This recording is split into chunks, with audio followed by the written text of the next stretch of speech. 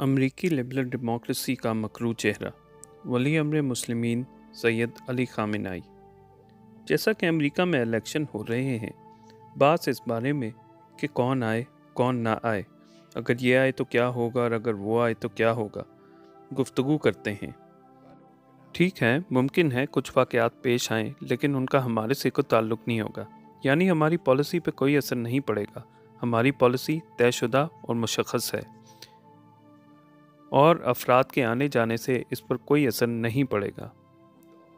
हाँ, अगर आप उनकी अपनी हालत का मुलाहिज़ा करेंगे तो एक हैरत अंगेज़ सूरत हाल है। वो सदर जो अभी बरसरे इक़्तिदार है, जिसके बारे में तय है कि इसने इलेक्शन मुनक़िद करवाने हैं, वो कहता है कि ये अमेरिका की तारीख़ के सबसे ज़्यादा धांधली वाले इलेक्शन हैं। ये कौन कह रहा है? ये वो सदर कह रहा है जो ख़ुद अभी बरसरे इक़्तिदार है और दर हकीकत इलेक्शन वो करवा रहा है। वो कहता है ये अमेरिका की तारीख़ के सबसे ज़्यादा धांधली वाले इलेक्शन हैं और उसका मुखालिफ उसके जवाब में कहता है ट्रंप वसी पैमाने पर धांधली का इरादा रखता है।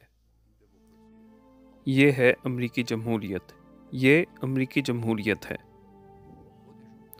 वो ख़ुद अपने इलेक्शन के बारे में इस तरह से बातें कर रहे हैं।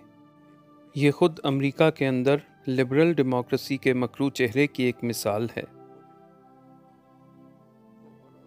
अच्छा, अब इस बात से कतई नज़र करते हुए कि कौन मुंतखब होगा,